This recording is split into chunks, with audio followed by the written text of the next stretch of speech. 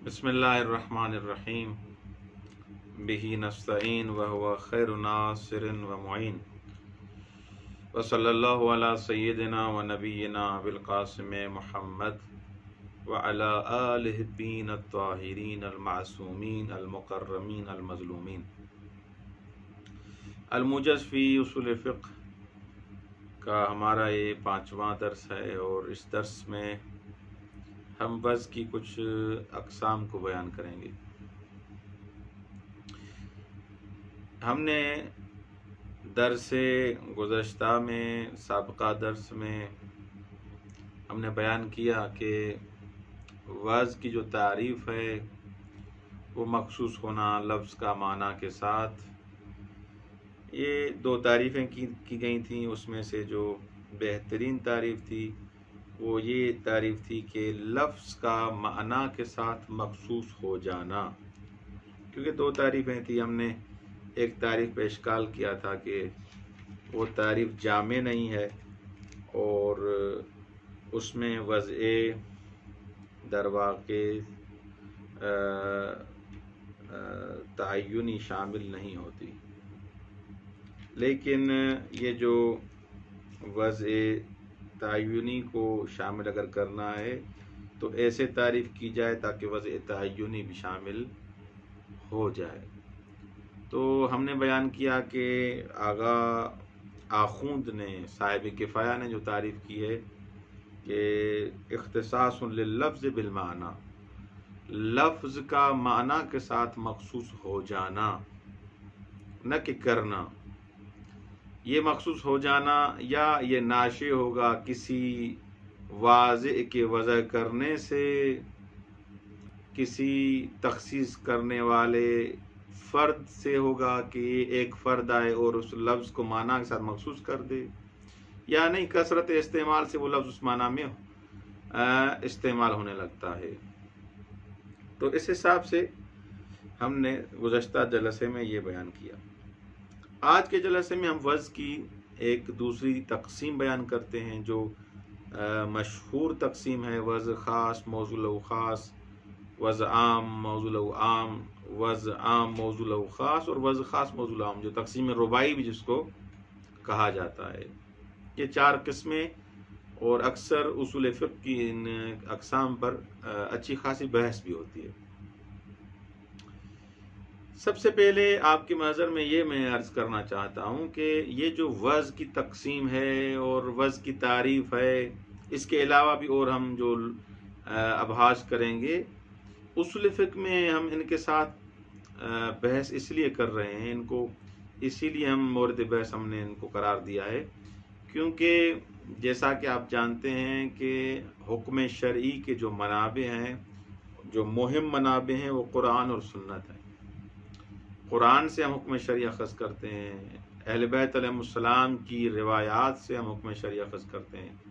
जब ऐसे है तो सीधी सी बात है कि कुरान और सुन्नत अरबी में है। जब कुरान और सुन्नत अरबी में है तो अरबी के क़वाइद, ख़ुद-व-ख़ाल, क़वानीन को जानना ज़रूरी है। तो जब तक उस लुग़त का इल्म हमें नहीं होगा कि ये लफ्ज़ उस दौर में किस लुग़त में इस्तेमाल होता था, किस माना में इस्तेमाल होता था, उन मानी का पता नहीं होगा, उन लुग़ात नहीं होगा, हम मौला के कलाम को नहीं समझ पाएंगे। इसीलिए ज़रूरी है कि अरबी अदब से और लुग़ात से इंसान आशना हो और इन अबहास को उसूल फ़िक़्ह के हिसाब से, जैसे हमने बयान किया था कि मुक़द्दिमे में 12 अम्र हैं, इन 12 अमूर को ज़िक्र करने का फ़लसफ़ा और वजह और रीज़न ये है।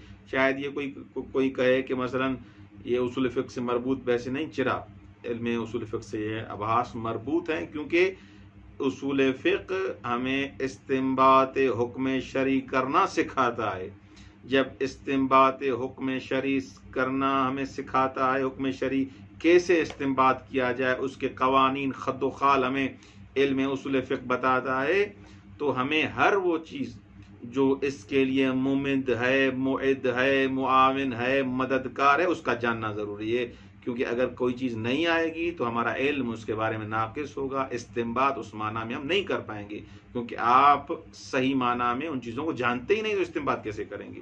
جب لفظ کا معنی، اس کی وضع نہیں جانتے کہ تعینی ہے، تعینی ہے، وضع عام ہے، موضوع خاص ہے، کیا ہے، تو آپ کیسے جانیں گے؟ لہٰذا ان بحث کو کرنا علم اصول فقہ میں ہماری مجبوری ہے، قہراً یہ بحثیں کرنی پڑیں گی۔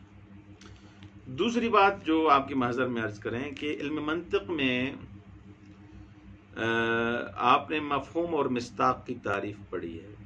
یہ وضع کی جو یہ رباعی تقسیم رباعی جس کے بارے میں آج ہم بیان کرنے جا رہے ہیں، اس تقسیم رباعی کو، اس کے لیے میں کچھ مقدمہ بیان کرنا چاہتا ہوں تاکہ یہ بحث سمجھنے میں ہماری یہ مقدمہ معاون بنے گا۔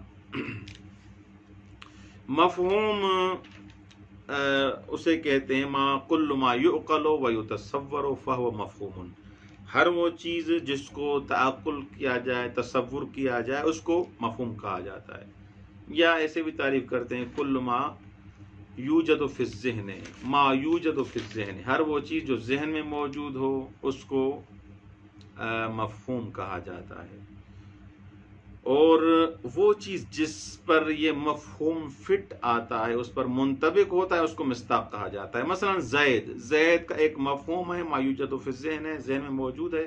ایک دفعہ زید خارج میں موجود ہے، یہ جو ذہن میں زید موجود ہے اس کو مفہوم کہا جائے گا کیونکہ ذہن میں موجود ہے، اس کو تعقل کر رہے ہیں، اس کو تصور کر رہے ہیں۔ لیکن خارج میں جو زید موجود ہے اس کو مصداق کہا جائے گا۔ یہ ہے مفہوم اور مصداق کی تعریف جو آسان لفظوں میں نے بیان کی۔ اچھا، یہ مفہوم جو ہے، یہ مفہوم یا کلی ہوتا ہے یا مفہوم جزئی ہوتا ہے۔ مفہوم کلی اس مفہوم کو کہا جاتا ہے جو زیادہ پہ جس کا صادق آنا ممنوع ہو، ما یمتنع ان یصدق علی کثیرین، جو زیادہ پہ جس کا صادق آنا کیا ہے، ممنوع ہے، زیادہ پہ وہ اس کے افراد زیادہ نہیں ہوتے، اس کا فرد ایک ہوتا ہے۔ لیکن کلی اس مفہوم کو کہتے ہیں، مفہوم کلی، جو ایک فرد یا ایک مصداق پر منطبق نہیں ہوتا، بلکہ وہ مفہوم زیادہ افراد پر صادق آتا ہے، ممنوع نہیں ہے، یعنی ممانعت کوئی نہیں ہے کہ زیادہ افراد پر صادق آئے۔ جیسے مثلا مفہوم انسان، جب میں مفہوم انسان کہہ رہا ہوں تو اس کے ہزاروں کروڑوں افراد ہیں، زید، بکر، خالد، علی، حسن، حسین، جعفر، یہ سارے اس کے کیا ہیں، انسانیت کے افراد ہیں۔ بس مفہوم انسان جو مفہوم کلی ہے، اس کا زیادہ افراد پر صادق آنا ممنوع نہیں ہے۔ بس مفہوم جزئی اس مفہوم کو کہا جاتا ہے جو زیادہ افراد پر صادق آنا اس کا کیا ہے، ممنوع ہے، اس کے افراد زیادہ نہیں ہوتے، ایک فرد ہوتا ہے۔ جیسے زید، خالد، عمر، یہ ایک فرد ہے اس کا۔ زید جب کہا تو زید والا مفہوم خالد پہ منطبق نہیں آئے گا، بکر پر منطبق نہیں ہوگا، ٹھیک؟ اس مفہوم کو مفہوم جزئی کہا جاتا ہے، وہ ایک شخص میں ایک چیز سے وہ منحصر ہوتا ہے اس میں۔ لیکن مفہوم کلی اس مفہوم کو کہا جاتا ہے کہ اس کے دائرے میں زیادہ افراد ہوتے ہیں۔ جیسے میں نے انسان جب کہا، اب انسان کے دائرے میں کئی افراد آ گئے، زید بھی اس میں آ گیا، بکر بھی آ گیا، خالد بھی آ گیا، حسن بھی آ گیا، حسین بھی آ گیا۔ خوب یہ چیز واضح ہو گئی۔ بس جب مفہوم کلی اور مفہوم جزئی کی جب تعریف واضح ہو گئی کہ مفہوم کلی کسے کہا جاتا ہے، مفہوم جزئی کسے کہا جاتا ہے، اب اس کو بحث کو سمجھنا تھوڑا آسان ہو جائے گا۔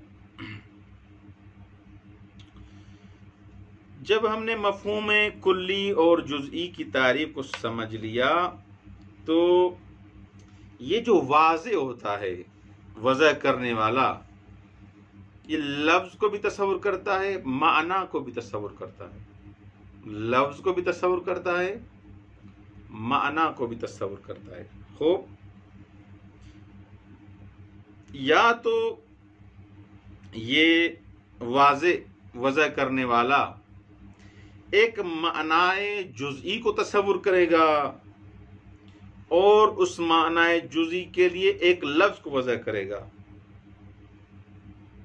اس معنی جزئی کے لیے ایک لفظ کو وضع کرے گا. جیسے مثلا کسی کے گھر بیٹے کی ولادت ہو کسی کے گھر بیٹا متولد ہو، اس کا نام رکھے وہ مثلا اس مولود کا نام رکھے محمد ہو. یہاں پر جو معنی ہے جس کو اس نے تصور کیا، جس کے لیے وضع کر رہا ہے، وہ کیا ہے؟ محمد خارج میں جو موجود ہے وہ بھی جزئی ہے، کیونکہ اس کا بیٹا ہے، کوئی ایک سے زیادہ فرد نہیں ہے، مفہوم جزئی ہے. وہ اس مفہوم جزئی کے لیے اس نے لفظ بھی اس معنی کے لیے مقرر کر دیا. تو اس وضع کو جب واضح کا لفظ بھی جزئی ہو، معنی بھی جزئی ہو، تو ایسی وضع کو وضع خاص موضوع لہو خاص کہا جاتا ہے.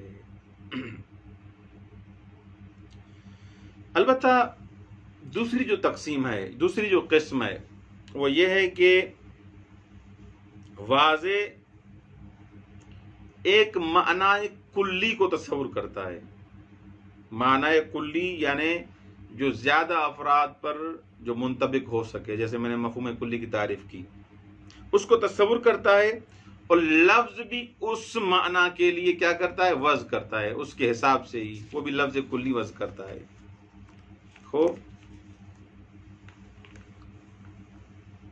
اگر وہ جو معنی مفہوم جو اس واضح نے تصور کیا ہے وہ کلی ہے، جزئی نہیں ہے، اور لفظ بھی اس کے لیے جو وضع کر رہا ہے وہ بھی کیا ہے؟ عام ہے، وہ خاص اس کے لیے وضع نہیں کر رہا، وہ بھی اس کے حساب سے وضع کر رہا ہے. ایسی وضع کو وضع عام موضوع لہو عام کہا جائے گا. جیسے مثلا انسان، یہ انسان اس واضح نے کیا تصور کیا؟ یہ ساری انسانیت کو اس نے تصور کیا، سارے جو انسان موجود ہیں. اب اس نے چاہا کہ اس سارے افراد کے لیے کوئی ایسا مفہوم، ایسا لفظ مقرر کیا جائے جو سب پر صادق آئے. تو اس نے کیا کر دیا؟ انسان. اب انسان کا دائرہ انسان لفظ کے حساب سے بھی کلی ہے، عام ہے، اور مفہوم بھی انسان کا کیا ہے؟ عام ہے. رجل، شجر، خب شجر بھی کیا ہے؟ وضع عام موضوع لہو عام ہے. حجر کوئی ایک فرد نہیں ہے، حجر. بہرحال تو یہاں پر معنی کلی قابل انطباق ہے متعدد افراد پر. اچھا، تیسری قسم، اگر واضح تصور کرے کس کو؟ ایک ایسے مفہوم کو جو مفہوم کیا ہو؟ عام ہو. مفہوم کیا ہو؟ عام ہو، لیکن اس کے لیے جو لفظ وضع کر رہا ہے، یعنی یہاں پر کہنا یہ چاہتا ہے کہ واضح لفظ کے لیے جو لفظ کا واضح ہے.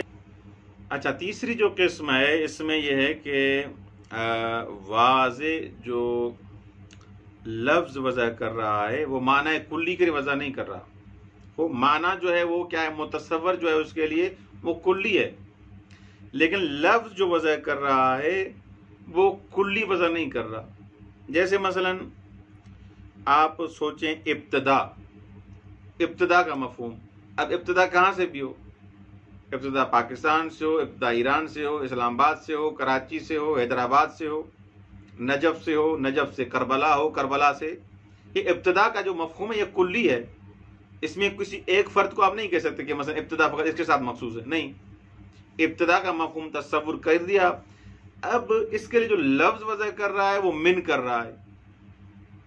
اس کے لفظ جو وضع کر رہا ہے وہ من کر رہا ہے. یہ لفظ جو وضع کر رہا ہے یہ کلی مفہوم کے لیے وضع نہیں کر رہا، بلکہ اس ابتدا کے مفہوموں میں سے، ابتدا کے مصادیق میں سے کسی ایک مصداق کے لیے وضع کر رہا ہے. مثلا بصرہ، پہلے جب میں نے ابتدا کہا، ابتدا کا لفظ کہا، اس میں سارے آ گئے. خوب ابتدا ایران سے، تہران سے، عراق سے، نجف سے، کربلا سے، جہاں سے بھی ابتدا ہو. لیکن من کو میں جو وضع کر رہا ہوں ان پورے مفہوم ابتدا کے لیے وضع نہیں کر رہا، بلکہ اس خاص فرد کے لیے وضع کر رہا ہوں، اس کے مصداق کے لیے وضع کر رہا ہوں. تو یہاں پر جو ہے کیا کہتے ہیں تیسری قسم یہ ہوگی وضع عام موضوع لہو خاص. وضع عام موضوع لہو خاص. جیسے مثلا مثال عموماً آپ پڑھتے ہیں سرتو من البصرۃ الی الکوفہ، میں نے سیر کیا بصرے سے کوفے کی طرف. اب پہلے مفہوم ابتدا اس نے تصور کیا، لیکن جو لفظ اس ابتدا کے لیے یہاں پر منطبق کیا وہ لفظ من ہے. یہ اس ابتدا کے مفہوموں میں سے مصادق میں سے ایک مصداق ہے من. واضح ہو گیا؟ اچھا، یا مثلا قرأت القرآن من اولہ الی سورہ یاسین، میں نے پورا قرآن پڑھا اول قرآن سے لے کر سورہ یاسین تک. تو تیسری قسم یہ ہے کہ وضع عام موضوع لہو خاص. وضع عام ہے ابتدا کے حساب سے، اس کو ابتدائی حساب سے، اس کو مفہومی حساب سے اس میں وسعت ہے، لیکن جو لفظ اس کے لیے بیان کیا جا رہا ہے، وضع کیا جا رہا ہے، وہ لفظ جو ہے وہ سب کے لیے نہیں، کلی نہیں ہے، وہ اس خاص فرد کے لیے ہے، مصادق کے لیے ہے. چوتھی جو قسم ہے اس کے برعکس، یعنی کیا وضع خاص موضوع لہو عام، وضع خاص موضوع لہو عام ہو.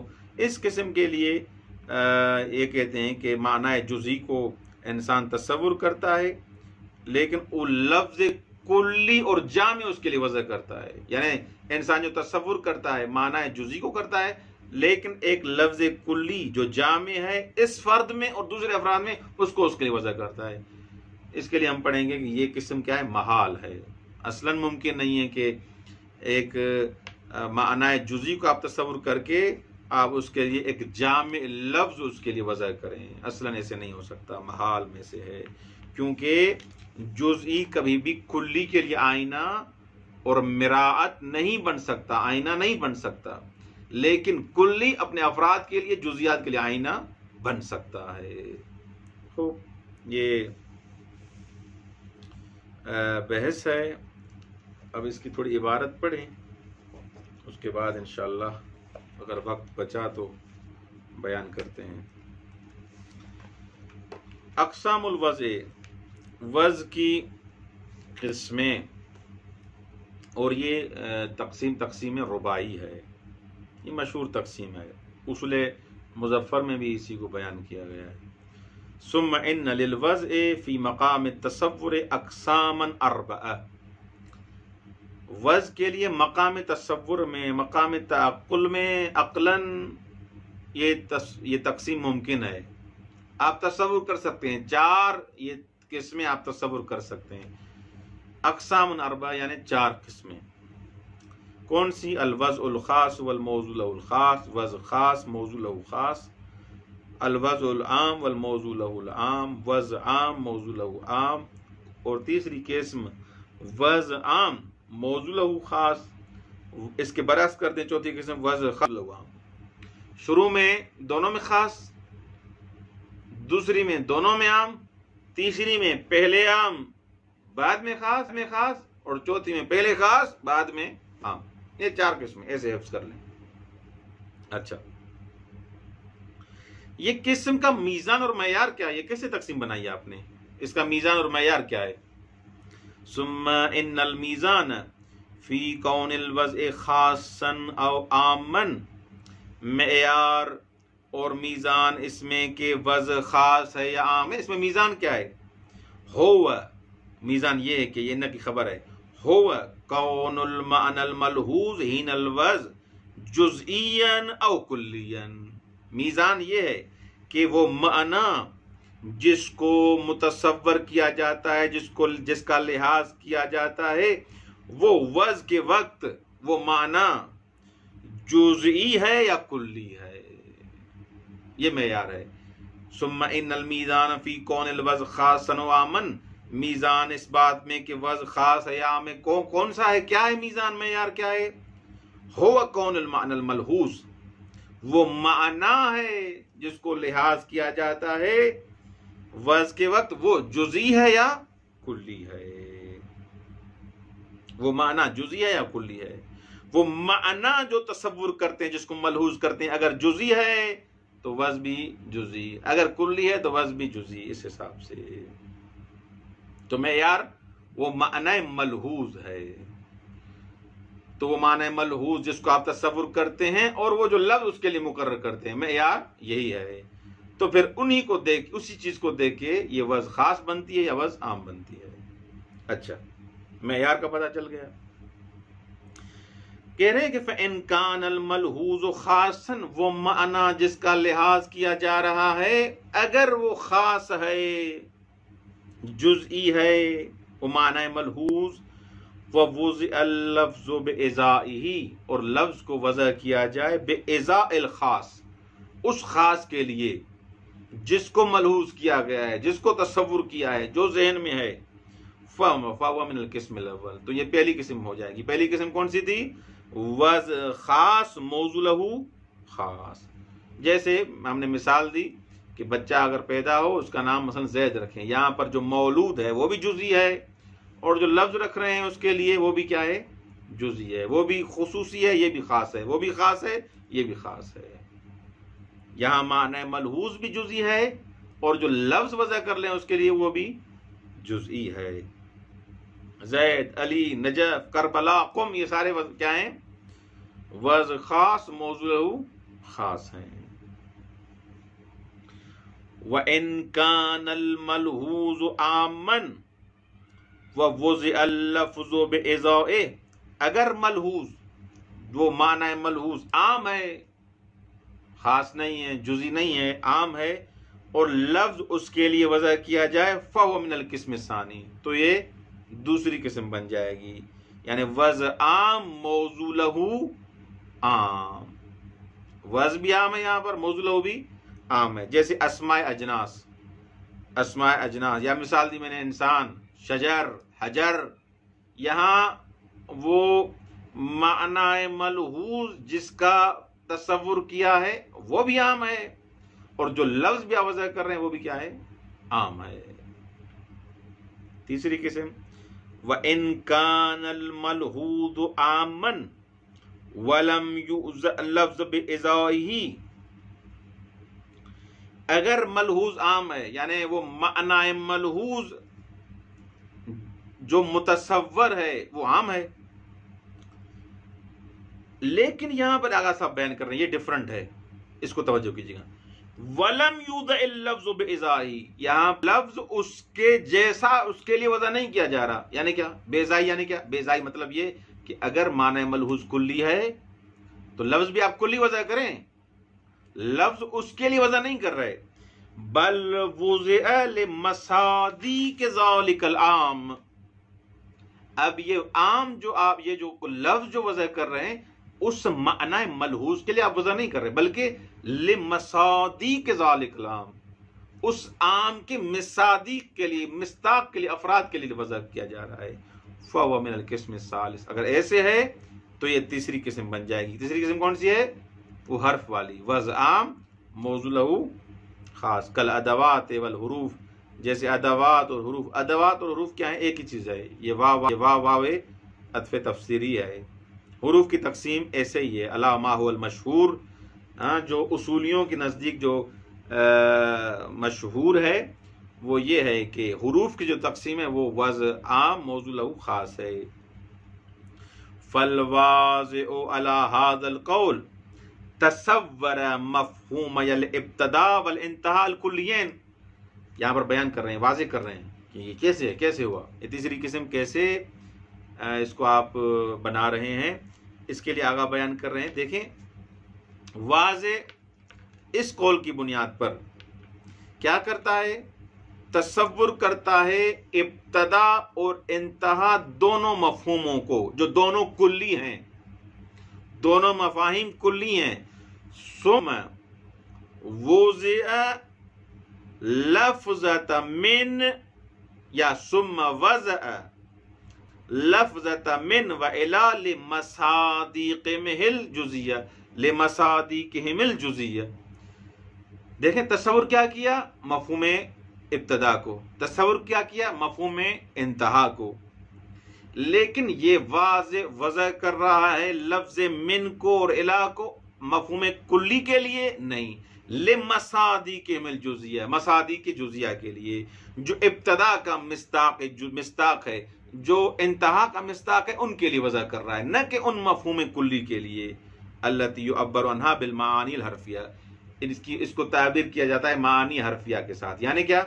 यानी आप तसव्वुर करें, मलहूज करें एक माना कुल्ली को, और उसके लिए एक ऐसा लफ्ज मुकर्रर करें जो कुल्ली ना हो बल्कि उसके मिस्ताक के लिए हो।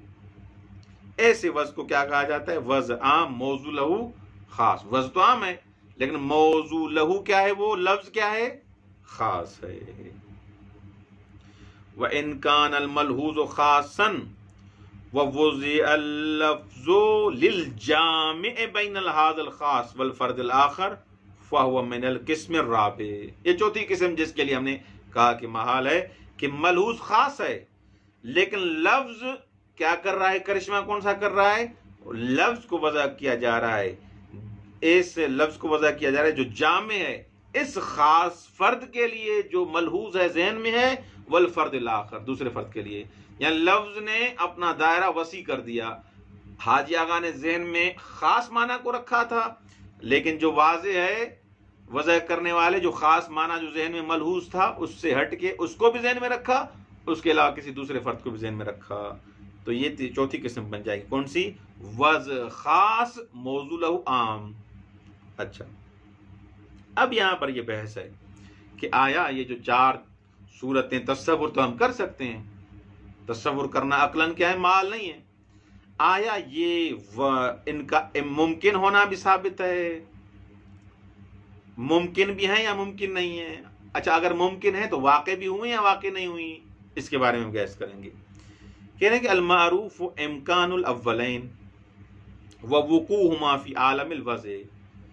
मारूफ ये है उलमा उसूल के दरमियान, उलमा के दरमियान के ये दोनों पहली किस्में, कौन सी? वज़ खास मौजूल खास, वज़ आम मौजूल आम, ये मुमकिन भी हैं और आलम वज़ में वाक़ई भी हुई हैं, इस्बातन व सुबूतन दोनों हैं।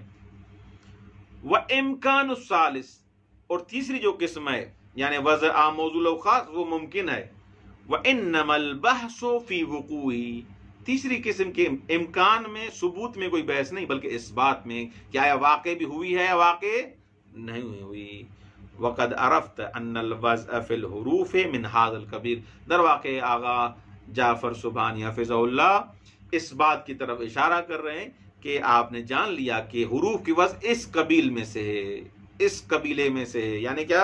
यानी वज़ आम मौजूल खास, यानी वाक़ई भी हुई है। बस पहली तीन किस्में उसमें क्या है? कोई मसला नहीं, मुमकिन भी हुई है और वाक़ई भी हुई हैं। झगड़ा किसमें है? कलाम किसमें है? व इन्नमल कलामु फ़ी इम्कानिर राबि, कलाम किसमें है? चौथी किस्म के मुमकिन होने में। चौथी किस्म कौन सी? वज़ खास मौजूल आम, कि आया खास आम के लिए आईना बन सकता है या नहीं बन सकता, इसमें बहस है। इन्नमल कलामु फ़ी इम्कानिर राबि फ़ज़लन अन वुक़ूई, हमारा जो कलाम है, हमारी जो बहस है, वो चौथी किस्म के मुमकिन होने में है। फ़ज़लन अन वुक़ूई, हाँ, चिबर सद उसके वुकू, यानी इसमें ही झगड़ा है कि ये मुमकिन भी है या मुमकिन नहीं है। वाक़ई तो और की बात है, दूर की बात है। फल मशहूर इस्तिहालतुर राबि, इसके बारे में हम नजरिया दे रहे हैं। मशहूर नजरिया ये है कि इस्तिहालतुर राबि, ये चौथी किस्म महाल है। फ़यक़अल कलामु फ़ीमा वल फ़र्क़ु बैन सालिस हैसु क़ील बिइम्कानिही व राबि हैसु क़ील बिइम्तिनाइही। तो बस मशहूर ये है कि चौथी किस्म क्या है, अब नजरिया दे रहे हैं। चौथी किस्म क्या है? महाल है कि कलाम बस वाक़े होगा इसमें कि फ़र्क बैन सालिस हैसु क़ील बिइम्कानिही, अगर हम तीसरी किस्म के इम्कान के कायल होते हैं, और राबि हैसु क़ील बिइम्तिनाही, और चौथी किस्म हैसु क़ील बिइम्तिनाही जब उसके ममनू होने के कायल होते हैं, तो इनमें फ़र्क कौन सा है? तीसरी किस्म और चौथी किस्म में फ़र्क क्या है? कि आम खास के लिए आईना बन सकता है लेकिन खास आम के लिए आईना बन नहीं सकता, क्योंकि वो है जुज़ी, उसमें एबिलिटी और सलाहियत ही नहीं है कि عام افراد زیادہ افراد کے لیے کیا بنے؟ آئینہ بنے۔ اچھا فرق وہ بیان کر رہے ہیں، وجہ فرق کیا ہے؟ کون سا فرق ہے؟ ان الملحوظ العام فی القسم الثالث له قابلیت الحکایہ عن مصادیقہ و جزیاتہ، کہ بتحقیق جو ملحوظ عام ہے قسم ثالث میں، لہو قابلیت الحکایہ، اس عام میں قابلیت ہے، ایبلٹی ہے کہ یہ حکایت کرے، آئینہ بنے مصادیق سے اور جزیات سے۔